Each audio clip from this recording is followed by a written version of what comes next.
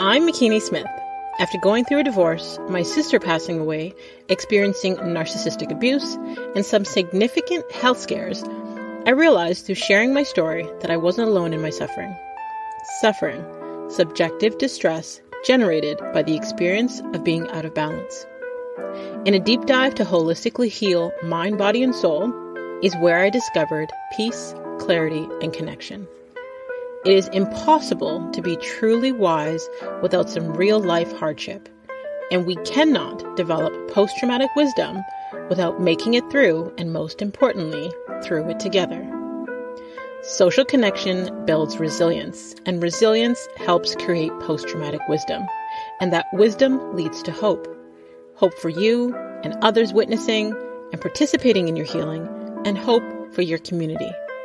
A healthy community is a healing community, and a healing community is full of hope because it has seen its own people weather, survive, and thrive. Thank you for joining us on the Heal Her podcast, HEAL. Honor, elevate, and love her podcast, formerly known as the A Walk in My Stilettos podcast, the top 1.5% most popular show globally, where we have conversations with extraordinary women on their journey toward wholeness and harmony. And since you're already here, you may as well subscribe. As a certified mindset coach guiding women towards peace, clarity, and connection within, supporting the direction of the system toward wholeness, my goal here is to help you thrive.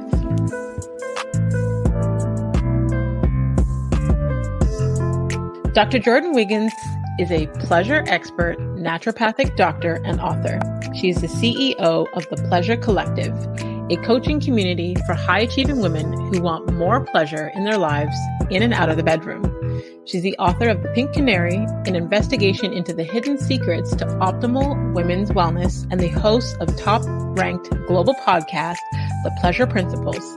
She's a regular contributor to articles and TV, including Cityline, Cosmopolitan, and The Washington Post, advocating for women's health and right to pleasure. Dr. Jordin gets it, because she was there too, a burnt-out, divorced owner of a 7-figure women's health clinic, feeling stuck and uninspired. Combining her years of medical and holistic knowledge with personal experience and exploration, she's unlocked her desires, attracted her reality as a fulfilled CEO, mom, stepmom, doctor, friend, lover, and woman's wellness advocate. She believes that great sex is just the beginning, and everything comes when you learn how to receive better sex, better health, and better wealth. So please welcome to the show, Dr. Jordin Wiggins. Thank you so much for having me. I'm so excited to be here. I'm excited for us to jump straight into this conversation for many different reasons, not only because of the topic that you're an expert on, but you and I recently spoke on a panel together for the Anti-Hustle Manifesto. So I know that we resonate on a lot of things. Yes, the women who have it all, but don't have it all. Have it all on the outside, the Instagram looks good, and then there are some things that are significantly missing, and it's sometimes shameful to talk about, or we blame ourselves. Well, why doesn't this feel good? I did all the things. I checked all the boxes, and I'm not happy. I'm not fulfilled. So looking forward to talking about all of it. Yes. Okay. So normally I like to start at the very beginning and jump into your journey, how you got there, because I feel like our childhoods have a strong effect on us as adults, who we become or how we even got into the industries that we're in or why we want to serve in the industries that we serve in. So let's start with, what did you want to be as a child, and what were you like as a teenager? These are great questions. So as a child, I wanted to be a doctor as a child. And I think that was expected of me because I was bright and athletic and all the things. So there was a sort of an expectation to perform or have a career that looked good, I think, growing up in my home. And as a teenager, I was a superwoman in training, and that's what I call the women that I work with, which is the high achieving, over functioning, people pleasing, right? I needed to get straight A's, be the fastest in my extracurricular sports, or like do my best. It's this constant over achieving, even in high school. And that was, I had a job, I went to school, I did sports, even in university, like varsity sports, but that was what you needed to do to get into med school. Mm-hmm. So that trajectory was sort of set for me very early. And I wish I would have let loose and had more joy, because I think even then I lacked pleasure. And I don't even have a ton of memories from childhood or that time, which I now know that's a trauma response. Right. Yeah. But then my path quickly changed for me, because I had undiagnosed pelvic pain and these ovarian cysts that kept rupturing. And the medical community really, well, now I know, now I call it medical gaslighting. Mm-hmm. When they can't figure out what's wrong with you with blood tests and imaging, then it's like, well, she must be crazy, because we don't know where this pain's coming from. She must be making it up. And they offered me like antidepressants or antipsychotic medication, when really, with like pelvic floor physiotherapy wasn't really a thing, or it was something that I didn't know. And I really just needed to see a pelvic floor physiotherapist and deal with that, all of those issues and the hypertonic muscles that I had from training so hard for sports to deal with my pelvic pain, to stop ending up in the ER. Mm-hmm. So at that point, and I went on birth control and was very depressed. I would have my period 3 weeks a month. Like, this is when I was 18. And I kept feeling like I wasn't myself. Something was wrong. You shouldn't be bleeding 3 weeks a month. And the doctor's solution was just keep trying different pills. We'll see if one works for you. Wow. So I felt very let down by conventional medicine, which changed my trajectory into naturopathic medicine, because it was about balancing hormones. And my naturopath told me about pelvic floor dysfunction and referred me to a pelvic floor physiotherapist. So that kind of changed my career, where I wanted to be doing something that helped women like me, because I saw that women are twice as likely to get prescribed an antidepressant than men. Mm-hmm.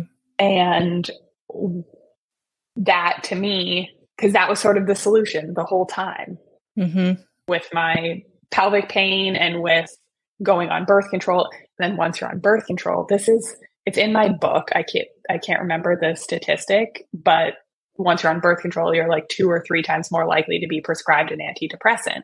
Yep. Because of what it's doing to your hormones and your natural cycle. So I just was like, are all these women depressed? Like, it didn't feel to me like that was the root of my issue. And I'm by no means pill shaming. If you need an antidepressant and that it makes you feel good and it solves the problem, that is amazing. The issue that I was having was that hundreds, and then eventually 2,000 women that came through the doors of my women's health clinic, they were coming to me saying, something's wrong with me. I don't know what it is. I'm not funny like I used to be. I don't have that spark that I used to have. Like, something's off. I'm not sure what's going on. Maybe it's my hormones. And they would think all these things, and a conventional medical doctor, their response would always be, well, here's your antidepressant prescription. Yeah. And what I learned that the problem was anhedonia. And that's the inability to feel pleasure or joy. And of course, women aren't coming to me saying like, this is my diagnosis, this is what's wrong with me. They were coming saying like, I'm not as happy as I used to be. I'm like, my hair is falling out, or I'm gaining weight that I can't take off, and I'm just like exhausted, or brain fog. Like they were giving all these, I need caffeine or sugar to get me through my day. So I was just pattern after pattern of high achieving woman, and whether that was in her career or she was running her household, but they couldn't feel good. They couldn't feel pleasure or joy. So that's when my career path kind of shifted again into like, I need to solve this problem because it's affecting women's health. It's affecting their intimate relationships, and they're like, and I mean, not only with their partner, but also with their children. Cause they would say to me over and over again, like, I'm stressed and overwhelmed. I'm not even present. Like if I do all the work to go do the family vacation and get everything sorted out with job and home and everything, I go on the vacation and then I can't even really relax until it's almost over. And then when I come back, I'm dealing with all the fallout and the catch up. So it's like to be present and feel joy. That's what they were missing. Wow. There's so much that you said there that I wanted to highlight. One, I think it's great that as a child, you wanted to be a doctor, and that's what you are now. I feel like sometimes, because culture, society, or parents start to limit our beliefs or what's possible or tell us to be realistic, it shifts the idea of who we wanted to be when our imagination and fantasy was free to create. So I love when I hear that people are actually in the industry that they always wanted to be in. Two, I wanted to highlight what you said about the medical system. And again, you and I have resonated on so many things. So I totally agree with you where I now understand the value of, holistic doctors or naturopathic doctors or things like that, because the medical system, not only has it failed me, it's failed my children. It's failed my sister who passed away. It's tried to put Band-Aids on things rather than getting to the root cause of the problem. And, you were saying before, like they would do tests and, everything's fine, but they can't figure out what's wrong with you. I went through that stage where they made me question, am I a hypochondriac? Like they're saying I'm totally healthy on paper, but they're not checking what's going on with us mentally. They're not checking what's going on with us energetically. And then through mindset coaching, me understanding and getting to learn basically how our thoughts and our feelings affect our body physically and the effects that it has on us, and how a disease, the word should be separated into a body that's in dis-ease. So understanding all of that stuff helped me, step away from being reliant on the medical system, because I was diagnosed with fibromyalgia because they couldn't figure out what was wrong. It was like chronic pain, but we don't know what it is. Trying to give me antidepressants all the time, trying to, drug me up. I'm like, I'm a single mother with 3 children. I cannot sleep all day. Like, I'm an entrepreneur. This is not working. So I get it. 1000%. And then even with the medical system, I think it's important for women to advocate for themselves and to listen to their body, no matter what a doctor tells you, because it's like, those mechanics that will constantly just fix one thing, but it doesn't fix the problem. It just kind of puts a Band-Aid on something, but they know that you have to come back for the next thing. You know what I mean? So I have found there are many, many things, a very high percentage of things, not only just in our medical system, but in life in general, that for women, there were no women a part of the process or the decision making or the creation of things for women. And so the medical system is a perfect example of patriarchal structure. Yeah. And this is in my book too. We talk about how medical, like testing for pharmaceuticals and treatments, was not including women. for so many years. And obviously there's been some checks and balances and things that have been put in place more recently. And we also know that research, like cutting edge medical research, takes 7 to 10 years to get put into medical curriculum to teach new doctors. But even old doctors didn't do that, or like won't know the new things necessarily unless they're actively keeping up on it. But our system is broken and flawed where they're so busy to just keep up, and we don't get paid for our time spent researching. We get paid for our time being in front of patients. So it's just, it is flawed and it is backwards. And women were not a part of the decision making. And in the case of medicine, they're not part of like the testing, because with us and our hormonal fluctuations, and it's not as simple. So you want to get a drug trial passed, then do it on a majority of men where it's going to show benefit and get your drug to market. But if it's not working for women, yet they're being prescribed to women. So we should be having like women only trials. Does this drug work for women? Period. Yeah. Yeah, I agree with you 1,000%. I think a lot of lives would be saved. A lot of women, the quality of women's lives would be saved if they did that, because something as simple as, with my health condition, because you were talking about having periods that lasted very long. And I thought something was wrong with me because I was having periods that were almost 2 weeks, long for years. And doctors were like, okay, well, we're just going to take out your uterus. And it's like, okay, so male doctors have decided that they're going to take away my reproductive organs. So now here I am in my 40s. I had a hysterectomy in my 30s. And it's like, had I known then that I had different options, or as a woman, certain things, you know what I mean? Like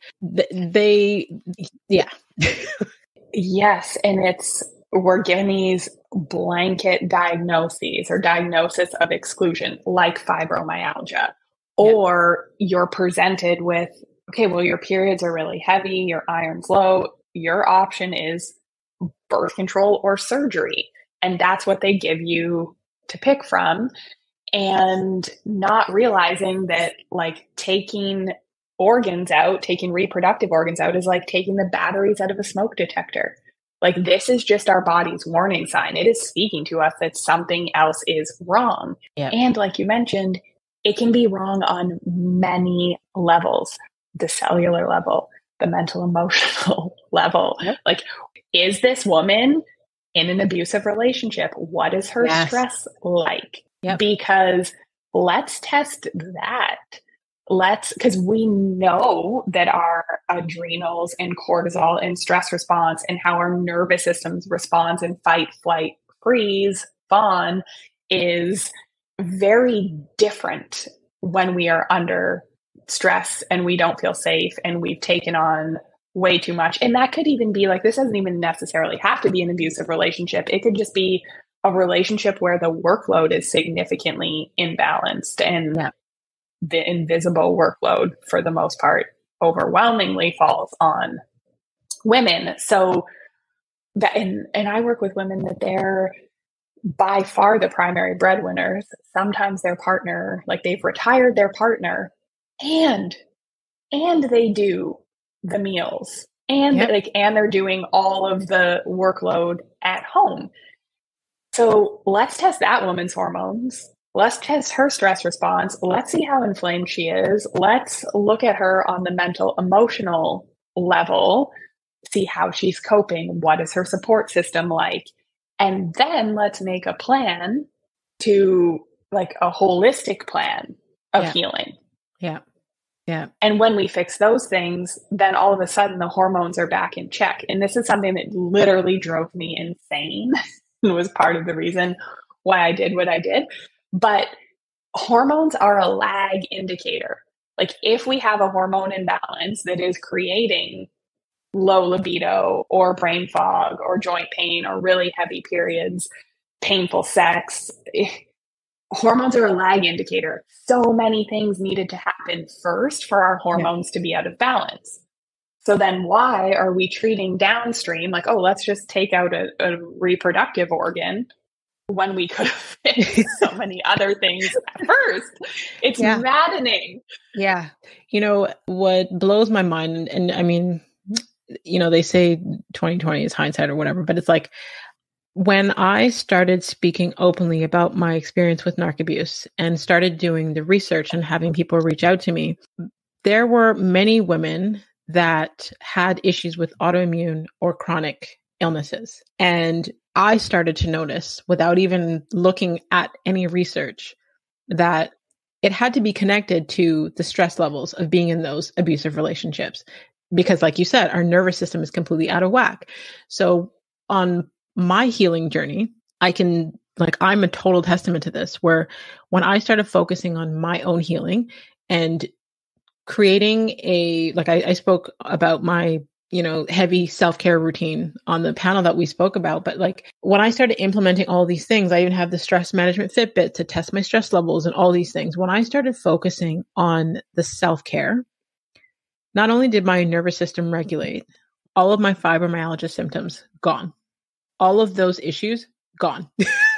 Like, no need for pain meds, no need for antidepressants, no need for none of those. And do you know what they call that? Do you know what they probably wrote in your chart? Spontaneous reversal of diagnosis. Like medically, and my patients would get that all the time.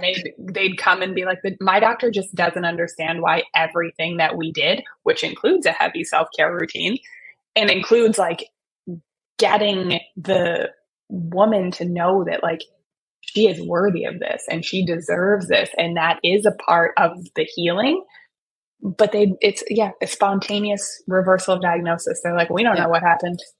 Yeah. But it sure as heck wasn't your self-care or any of the energy healing or the fact that we got you on a diet that was anti-inflammatory and like nourished your body. And I call it the superwomen mystery illnesses, where and sometimes, yes, it is an autoimmune condition, or we can like do blood work and testing and figure out what it actually is. But it is definitely more than that, because what our environment that we're in, how our nervous systems are perceiving things, how our stress response is, how inflamed we are, that's creating how our cells are expressing and how our hormones are dividing and how our neurotransmitters are being made. So we literally can't separate it. And I'll tell you, we need to update my bio, because as you were reading that, I was like, oh, okay, not suitable anymore. So I am leaving a narcissist abusive relationship at the moment, and I had a mystery illness for the last few years. Wow. It was vomiting. So the diagnosis is cyclical vomiting syndrome. Mm-hmm. And it would happen with fluctuations in my hormones, and I blamed everything because I was breastfeeding and then stopped. And I was like, okay, well, when my hormones level out after breastfeeding, this will stop. Like it's definitely something to do, because it would be like day 21 to 23 of my cycle. And actually it turns out, and I did have a hormone imbalance. Like I could see it on my blood work, right, because I tested. And there was this massive component of my nervous system and me not feeling safe. And so just for this diagnosis, it takes people an average of 8 years to get an accurate diagnosis. Wow. And I was fortunate to have the tools and skills and resources to be able to test and get imaging and do what I needed to do for myself quickly. Which also included me going to the States for a lot of my imaging and testing and sending my blood out of province, which is what I do for my clients. But yes, like that illness was 100% correlated to my stress response from being in an abusive relationship. Wow. Wow. Wow. I'm sorry that you had to experience that. And I'm like, thank you for sharing and being so open.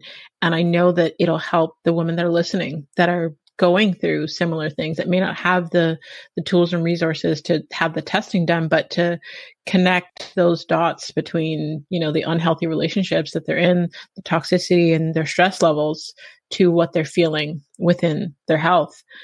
And it can show up in so many ways. Like I have another client, and she will get really sick.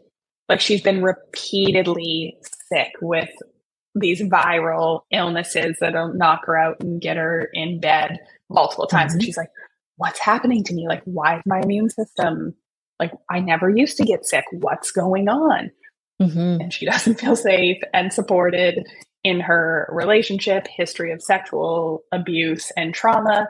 And we do all the testing. And it's like, yep, you're super inflamed. You're burnt out. There's no resiliency with your stress response, and your nervous system is a disaster. Like your neurotransmitters are insane, and you're not absorbing nutrients because you're so stressed.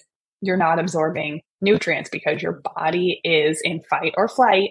So we are anyways, we could talk about this forever, but the point is like the mystery illness could be anything.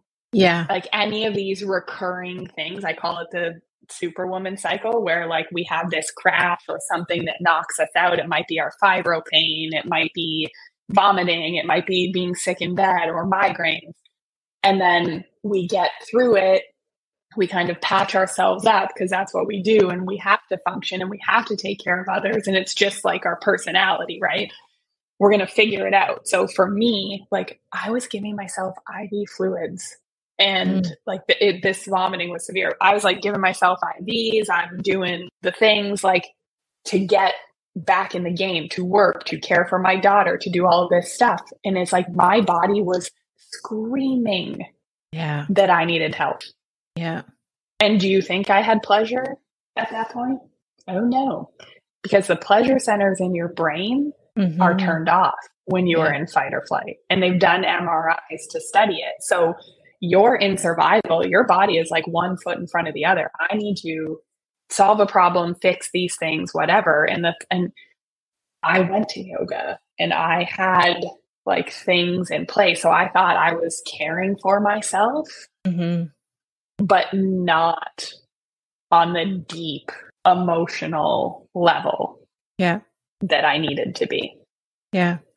I feel like this conversation is going on a whole different route than I planned, because I'm like, so much stuff that we could cover that I feel would be beneficial to the women that are listening, because wow. Okay. So I remember dealing in the midst of all the stress and all the chaos that I was dealing with, and I would constantly have stomach issues, digestive issues. And I remember a doctor saying to me one time, asking like, are you stressed? And in my mind, I'm like, no, because on the outside, I'm still functioning, right? I'm a very high functioning, stressed out person. So I said no. And that's when he explained to me that our digestive system is a secondary function. So when you're stressed out, it slows down your digestive system. So I was having all these digestive issues, stomach pains and the whole 9 yards, because I wasn't acknowledging my body telling me all the signs like, lady, you're stressed out. And then there was something else that so when you were talking about your condition with the cyclical vomiting, my daughter for 3 years was vomiting like constantly, sometimes only getting like a couple days in between break, lost like 100 pounds, had to go to the hospital during the pandemic. She was at the hospital probably once a week. We had to like rotate hospitals within 2-hour radius of where we are for her to be on IV, and they couldn't figure it out. There was no diagnosis. And with all the research that, family and friends were doing, we looked at the cyclical vomiting. She's got a heavy following on social, and people were commenting, maybe it's that. 3 years later, it's a different type of a hyperemesis syndrome, something, but the vomiting stopped. And like 3 months later, she is expecting, and then with the pregnancy got a different type of hyperemesis condition. So it's like more vomiting on top of more vomiting on top of vomiting.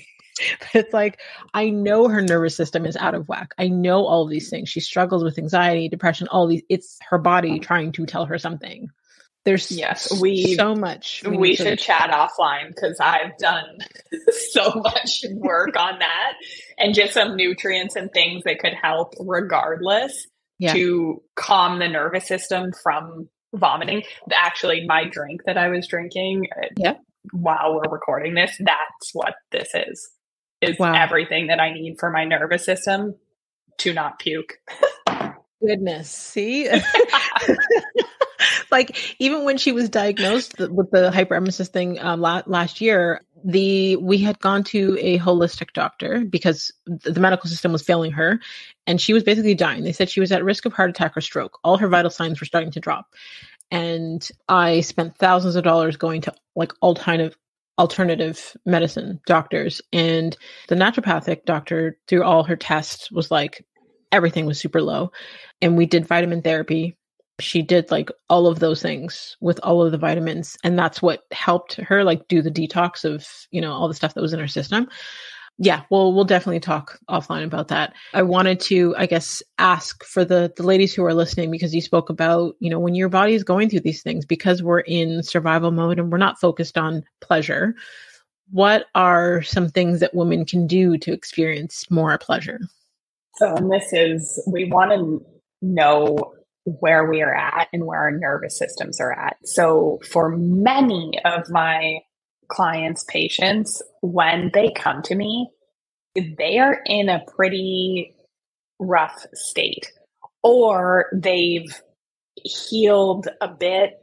They want more. And what I mean by a rough state is, and it's not rough like you think it's rough, because like you said, because we are not curled up in a ball, non-functional, we think, oh, like we're good. But from a cellular perspective, hormonal, nervous system perspective, it is rough shape. And what that looks like is not being able to relax, not being able to be present during sex, or thinking like we have to earn our feeling good. Like we need to get all the things done on our to-do list before we have sex, or can't be present during our vacation, or times that it's like, I should really be enjoying this, but we can't. Orgasm issues, like all of these things that show that we can't receive pleasure, or it's hard for us to stick to things. Like maybe we are going to yoga, but we're in a rush and we're, slamming our mat down, and it's more of like we're doing it to say we did, but we're not fully enjoying it, like enjoying the experience. Those are all signs that you're not receiving pleasure. Asking for help and letting somebody do something for you, take it off your plate without guilt. These are all signs that our nervous systems and our bodies are devoid of pleasure. They're in that anhedonic state because we are in fight or flight, and the pleasure centers in our brain are turned off. So depending on where you're at with it, we want to be cognizant of it. So sometimes we need to baby step it, like increase our nervous system's tolerance for pleasure, to shift it from stress, fight or flight to rest, ease, digest, enjoy, orgasm. We can't just switch from one to the other. And I think that's why this work seems so intimidating, because our brains are literally telling us like, don't stay focused on survival, and pleasure and all of that is bad. Like our brain is literally telling us to not do these things. So small examples of what that looks like, and I call them pleasure anchors. So is this prayer? Is this taking your supplements every day? Is this your skincare routine? Is it sitting in the sun for 5 minutes with a tea and a book? What is something small that you can do every day for yourself? And that's when things are bad. And and there's women that can, run companies, and yet they are so depressed that it is hard for them to brush their teeth at the end of the night. Like they need to sometimes use mouthwash or do nothing. Like, so I want to sort of normalize that it looks different when it's like high functioning depression or it's a superwoman, right? It's not, she's not in bed all day. And like you said, you were telling the doctors, like, we need another thing because I can't be in bed all day.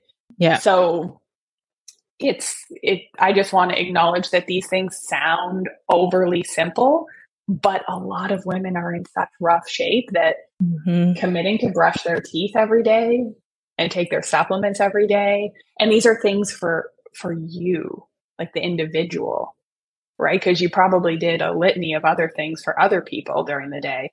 Yeah. But where it falls off is with us and our self-care.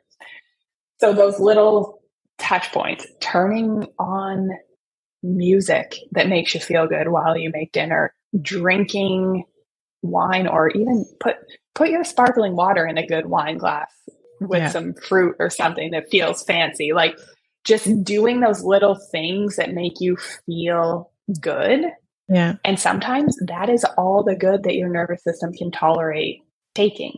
And then we would want to ramp it up based on where the individual person is at. But I wanted to say like how dark and slow we need to start sometimes, because that's the state that our nervous systems are in.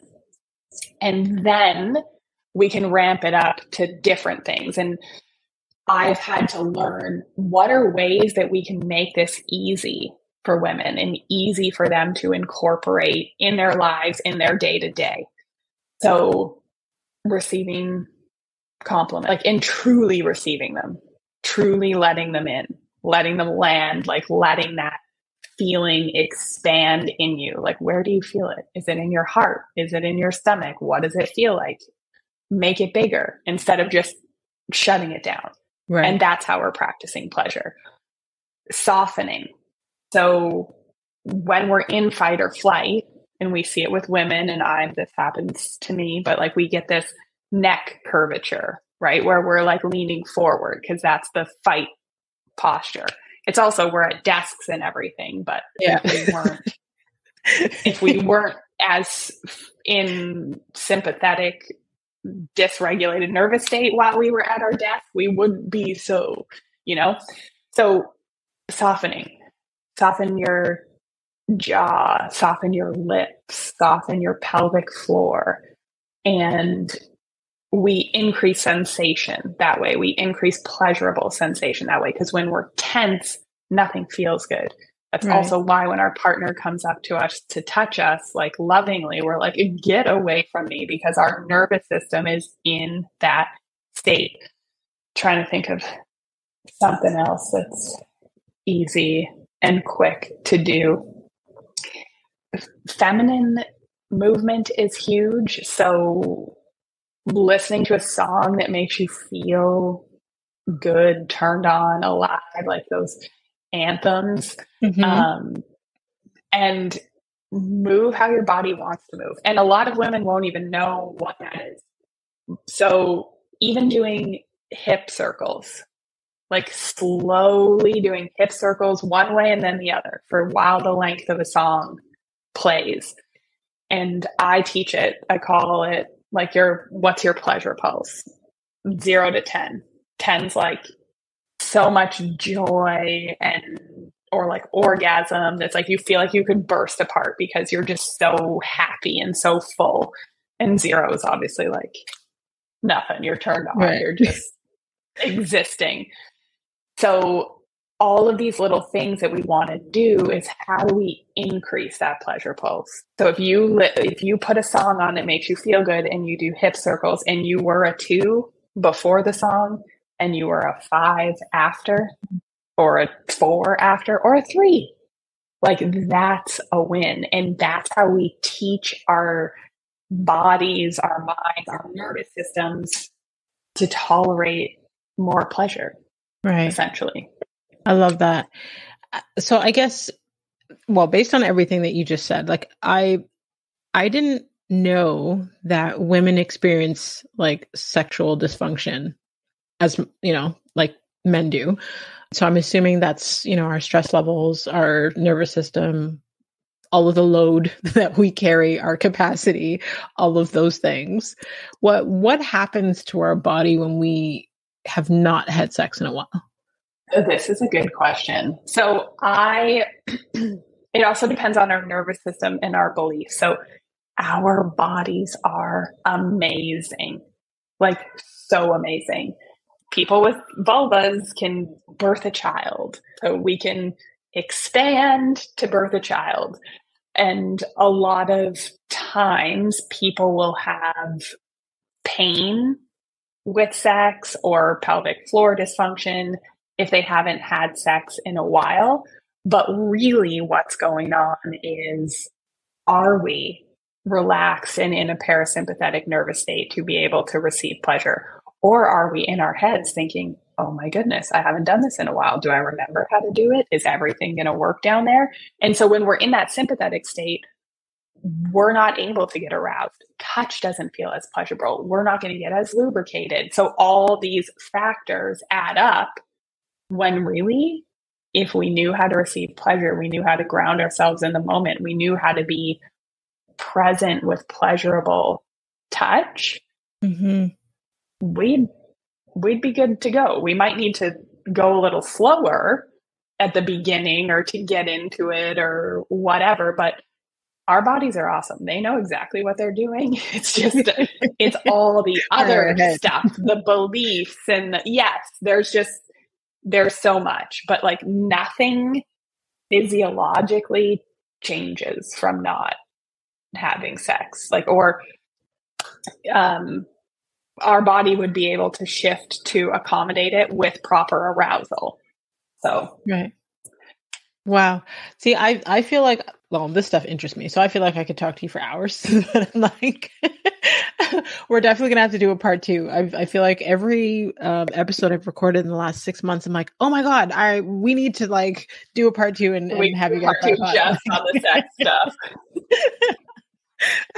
Well, we'll definitely have to have that set up because I have so many questions and I'm just thinking about all the information like that the women who are listening would love to know about pleasure and how their stress levels in their body and all that stuff connects. I'm super geeking out right now. Do it. Yeah. And even ask the audience first and then I'll come back and answer their stuff. Absolutely. Absolutely. Okay. So before we go to the final segment, I want you to tell people where they could stay connected with you and learn more from you and about you. Definitely check out my podcast, the Pleasure Principles podcast, for all things pleasure, intimacy. And I am most active on Instagram at Dr. Jordin Wiggins. So send me a DM. Happy to answer your questions. I do respond to those personally. Perfect. I will definitely have all of your information in the detailed section of the episode so they don't have to search too far. They can just click and connect with you directly. Thank you. You're welcome. So for the final segment, it's more like a rapid fire. You can answer one word, one sentence, but if you feel the need to unpack, you are more than welcome to do so. All right, let's start with what inspires you most about what you do? If I can help, let me actually rephrase that. When I help one woman, I actually help a family. Like we heal the generational trauma and she tells her friends. So we're healing like a whole community. So that's the part that gives me goosebumps. I love it. I love it. Okay. What would you say is your superpower? Can I have 2?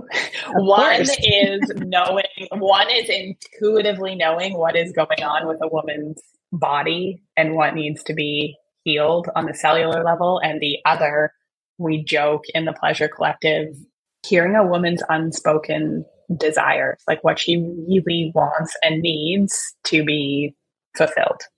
Love it. Okay. If you could have a gigantic billboard anywhere with anything on it, what would it say and why? It would say, be love. And I would want it to say pleasure or something, but that triggers too many people. So, but like that's love, life force energy, feminine energy, that's what the world needs more of now. Yep, I agree. Okay, if you could describe yourself in one word, what would that be? This is good. And one word, okay. I'm trying to listen. I'm between tenacious and kind. Okay. I love it. Okay, last but not least, what is something that other people value, but you don't? Gifts. Okay. Not that I don't like a gift or a physical, representation of affection, but give me the time, the connection, the presence any day. Yeah, I love it. I totally resonate because I'm big on the 5 love languages, and I think like the last one on the list for me is physical gifts. So I'm not into the material things. It's physical touch and quality time. We are the exact same on those. That's always my lowest one, and those are my 2 highest. Yeah, I love it. See, I knew we'd connect. I definitely knew it. I felt that. I definitely felt that. Thank you so much, Jordin. Honestly, thank you for sharing your knowledge, your wisdom, your time. I know we'll definitely stay connected after this. I don't even have to say it, but just thank you. It's my pleasure. And thank you so much for having me, Makini, and just having this platform for women to share so openly. Thank you. Thank you so much. And to all of you healers out there, we want to hear what resonated with you. We want to hear what gems you took away from what Dr. Jordin had to share. We want to hear, how it connected with you, what your aha moment was. Feel free to leave us a review on Apple Podcast.